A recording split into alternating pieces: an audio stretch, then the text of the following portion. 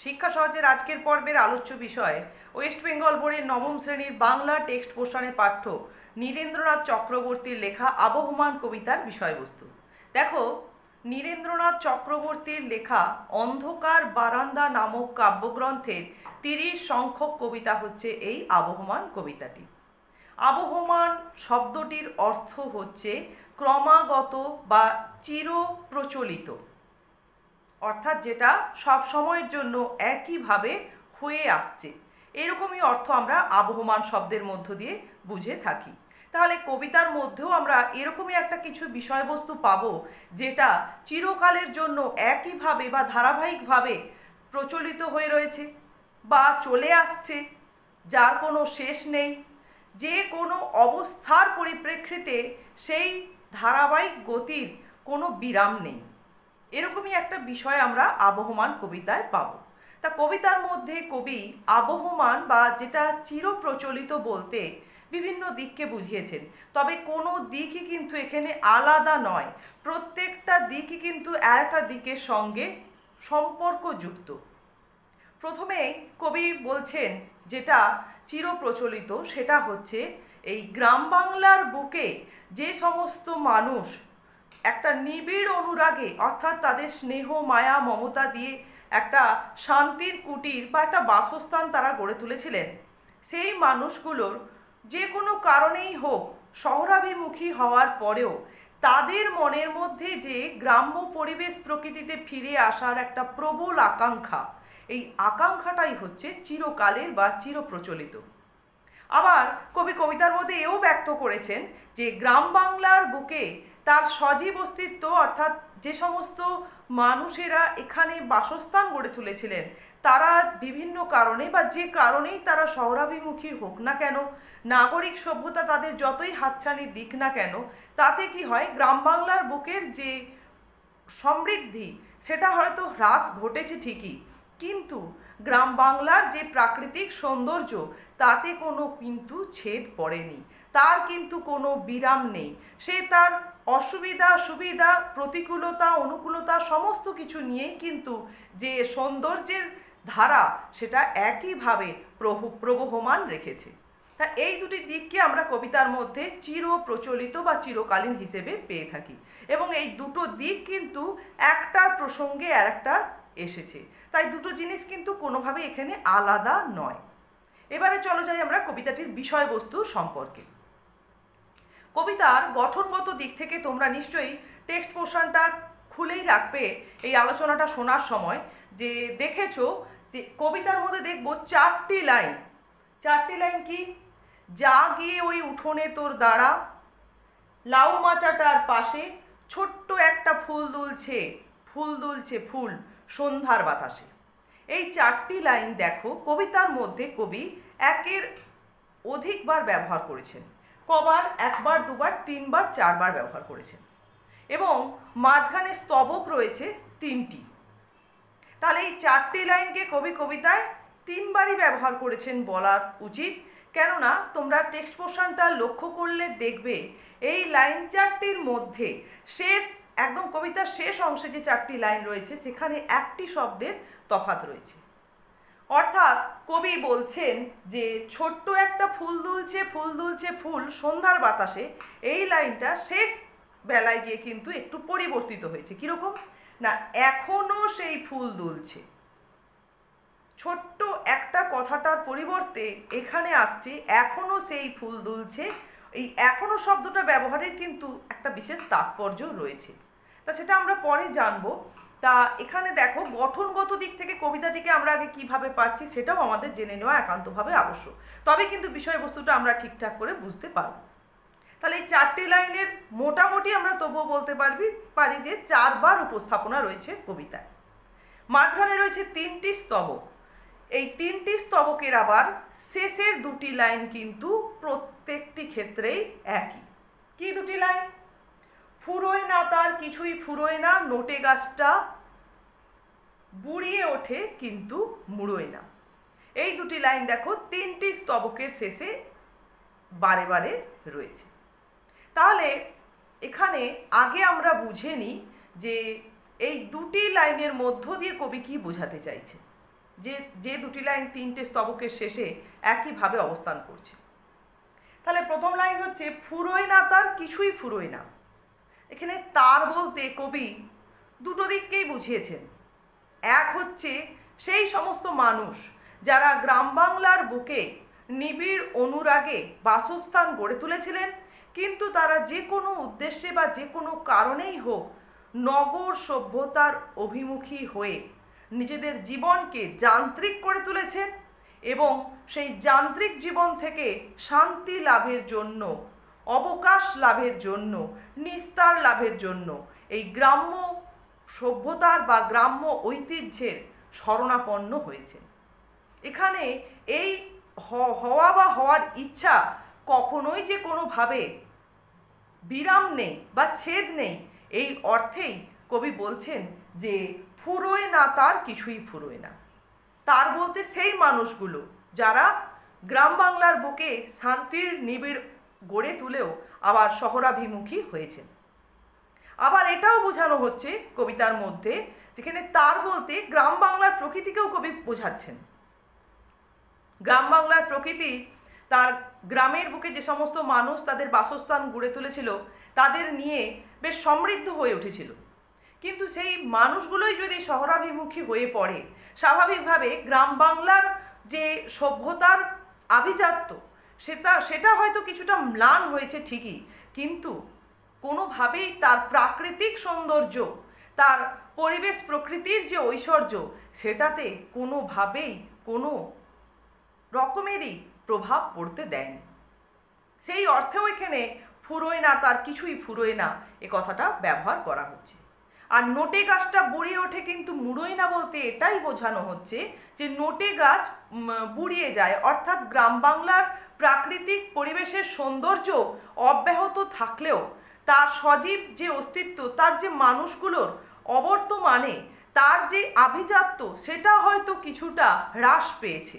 এটাই হচ্ছে নোটে গাছের বুড়িয়ে ওঠা, কিন্তু মুড়োয় না, অর্থাৎ একেবারে নিশ্চিহ্ন হয়ে যায় না, প্রাণহীন হয়ে পড়ে না। কেন না, গ্রাম বাংলার প্রাকৃতিক সৌন্দর্যের মধ্যে কিন্তু কোনোভাবেই কোনো এদের সজীব অস্তিত্বের অবর্তমানের প্রভাব পড়ে না। তাহলে এই দুটি লাইন আমরা প্রত্যেকটি স্তবকের শেষে পাবো, মূলত তিনটি স্তবক রয়েছে তার শেষে পাবো। তাহলে কবি মূলত নীরেন্দ্রনাথ চক্রবর্তী কবিতায় বোঝাতে চাইছেন যে চারটি লাইনকে তিনি চারবার উপস্থাপন করেছেন, তার মধ্য দিয়ে যে যেহেতু গ্রাম বাংলার বুকে বড় হওয়া বা নিবিড় অনুরাগে বা নারীর সম্পর্ক গড়ে তোলা মানুষগুলো, তারা তাদের যে কারণেই নিজেদের জীবনকে এই গ্রাম বাংলার বুক থেকে বিচ্ছিন্ন করুক না কেন, পুনরায় আবার শান্তি লাভের জন্য যেহেতু এই পরিবেশ প্রকৃতির বুকে ফিরে আসতে চায়, তাই তাদের সেই ইচ্ছেটাকে এখানে গুরুত্ব দিয়েই কবি কবিতায় চারটি লাইনকে চারবার উপস্থাপন করেছেন। যে যে পরিবেশ প্রকৃতি তারা ছেড়ে গিয়েছিল, সেই পরিবেশ প্রকৃতি সেই সৌন্দর্য নিয়েই কিন্তু বসে আছে, যে কারণে কবি আবার সেই গ্রাম বাংলার গ্রাম্য সভ্যতার বুকে ফিরে গিয়ে সেখানকার যে লাউ মাচার পাশে বা উঠোনের পাশে গিয়ে দাঁড়ানোর কথা বলছেন। এবং সেখানে ঠিক একইভাবে সন্ধ্যার বাতাসে যে একটি ছোট্ট ফুলের দোদুল্যমানতা, তা কিন্তু তাদের অভ্যর্থনা জানানোর জন্য প্রস্তুত রয়েছে। এটা কবি কবিতায় বারবার উপস্থাপন করেছেন। আসলে কবি এই মানুষগুলোর মনের ইচ্ছাকে গুরুত্ব দিয়েছেন। এদের মনের এই ইচ্ছাটা কিন্তু খুবই স্বাভাবিক এবং এই ইচ্ছা চিরকালের একটা ইচ্ছা বা আকাঙ্ক্ষা হিসেবে মানুষগুলোর মধ্যে দেখা যায়। এই বিষয় নিয়েই কিন্তু কবির কবিতার উপস্থাপনা। তাহলে আমরা এবারে একেবারে মূল বিষয়বস্তুতে যাচ্ছি। কবিতায় আমরা দেখি যে যে সমস্ত মানুষ গ্রাম বাংলার পরিবেশ প্রকৃতিতে জন্মগ্রহণ করেছেন, তারা এই গ্রাম বাংলার পরিবেশ প্রকৃতিতে নিবিড় অনুরাগে তাদের বাসস্থান গড়ে তুলেছেন।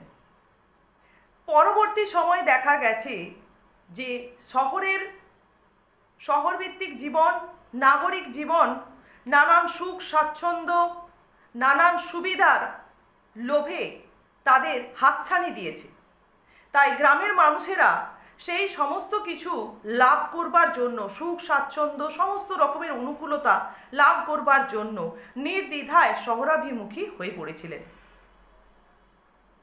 কিন্তু শহরাভিমুখী হয়ে শহর জীবনে দীর্ঘ সময় অতিবাহিত করার পর বা করতে করতে যান্ত্রিক জীবন, যন্ত্র সভ্যতাকে ব্যবহার করতে করতে তাদের জীবনটাও হয়ে উঠেছিল যান্ত্রিক।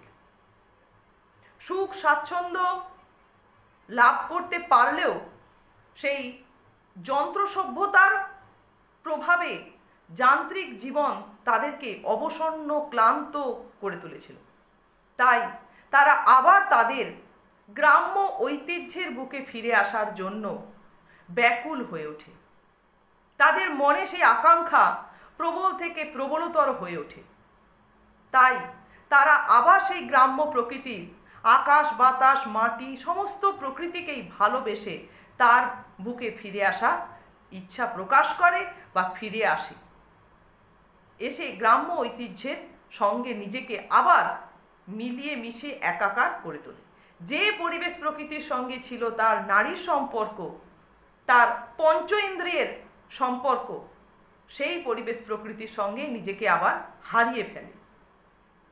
কবি এখানে কবিতার মধ্যে আরও বলতে চাইছেন যে এই ধরনের মানুষগুলোর যারা গ্রাম্য পরিবেশ প্রকৃতিকে বিশেষ কারণে ছেড়ে গেলেও আবার শান্তির খোঁজে ফিরে আসতে বাধ্য হয় গ্রাম্য সভ্যতার বুকে, তাদের এই ইচ্ছেটাই যেন একটা দুরন্ত পিপাসা বলে কবি কবিতায় অভিহিত করছেন। এবং তাদের সেই স্বভাবটাকে এখানে কবি একগুঁয়েমিতা ছাড়া আর কিছু বলে অভিহিত করতে পারছেন না। এভাবেই কবি কবিতায় ব্যক্ত করছেন যে মানুষের গ্রাম্য পরিবেশের প্রকৃতিতে বড় হওয়া মানুষের এই পরিবেশ প্রকৃতি বিশেষ কারণে ছেড়ে যাওয়া, আবার তার প্রতি শান্তি লাভের আকাঙ্ক্ষায় ফিরে আসা, এটা যেন অনবরত চলতেই আছে। যখন এই মানুষগুলো আবার তাদের গ্রাম্য সভ্যতার বুকে ফিরে আসে, তখন তারা তাদের পঞ্চ ইন্দ্রিয় দিয়ে আবার সেই নারীর সম্পর্কের জায়গাটাকে অনুভব করে নিতে চায়। তাই তারা দেখা যায় কখনো সারাটা দিন যেন আপন মনে ঘাসের গন্ধ মেখে চলেছে, আবার আকাশে তারায় তারায় যেন তাদের স্বপ্ন এঁকে চলেছে। এভাবেই তারা পরিবেশ প্রকৃতির সঙ্গে, গ্রাম্য পরিবেশ প্রকৃতির সঙ্গে নিজেদেরকে একেবারে একাত্ম করে নেয়। এরপর আমরা কবিতায় দেখি যে তৃতীয় যে স্তবকে, সেখানে কবি ব্যক্ত করছেন যে মূলত এই পরিবেশ প্রকৃতিতে, গ্রাম্য পরিবেশ প্রকৃতিতে দেখা যায় যে প্রাকৃতিক অনেক রকমের প্রতিকূলতা বা অসুবিধা রয়েছে, যেটা কিন্তু আমরা কেউই অস্বীকার করতে পারি না। কিন্তু এই ধরনের প্রতিকূলতার পাশাপাশি প্রাকৃতিক সৌন্দর্যের যে মাধুর্য, সেটা কিন্তু অনবরত প্রকাশিত হয়ে চলেছে। সেখানে কিন্তু কোনোভাবে এই গ্রাম্য প্রকৃতির প্রতিবন্ধকতা প্রভাব ফেলতে পারেনি। যে কারণে এই যে কবিতায় রয়েছে কুন্দ ফুলের হাসির প্রসঙ্গ। প্রতিকূলতা থাকলেও কুন্দ ফুলের হাসির মতোই একটা সৌন্দর্যময় পরিবেশ কিন্তু গ্রাম্য পরিবেশ প্রকৃতির মধ্যে প্রতিনিয়ত অনুভূত হয়ে থাকে। এবং দেখা যায় যে একইভাবে প্রাকৃতিক নিয়মে সূর্যের উদিত হওয়া, সূর্যের অস্ত যাওয়া বা ছায়া নেমে আসা, সেই সঙ্গে সন্ধ্যেবেলায় ক্লান্তি হরণকারী শীতল নদীর হাওয়ার ধাবিত হওয়া, এ কোনো কিছুরই কিন্তু বিরাম নেই। তাই কবি প্রতিনিয়ত এই মানুষগুলোকে, যে মানুষগুলো গ্রাম্য পরিবেশ প্রকৃতির বুকে বড় হয়েও নারীর সম্পর্ককে ছিন্ন করে বিশেষ উদ্দেশ্যে হয়তো শহরাভিমুখী হয়েছিলেন, কিন্তু তারা দীর্ঘ সময় অতিক্রান্ত হওয়ার পর যখন আবার শান্তির অনুসন্ধানে এই গ্রাম্য সভ্যতার বুকেই ফিরে আসতে ব্যাকুল হয়ে উঠেছেন, সেই মানুষগুলোকে আহ্বান জানিয়েছেন বা তাদেরকে নির্দ্বিধায় তাদের স্বস্থানে ফিরে আসার কথা বলেছেন।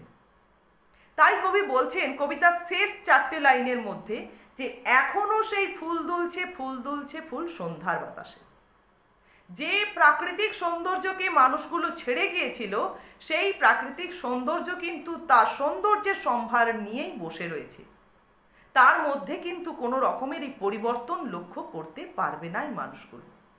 তাই তাদের অভ্যর্থনায় গ্রাম্য পরিবেশ প্রকৃতি কিন্তু এখনো পর্যন্ত প্রস্তুত আছে তার সমস্ত কিছু সৌন্দর্যের সম্ভার নিয়ে। তাহলে এভাবেই আমরা দেখব তিনটি স্তবকের মধ্য দিয়ে কবি কবিতার মধ্যে বিষয়বস্তুটাকে উপস্থাপন করেছেন। এর পরের একটি পর্বে তোমাদের কাছে এই কবিতার উপর থেকে 3 নম্বর এবং 5 নম্বরের প্রশ্ন উত্তর আলোচনা করব।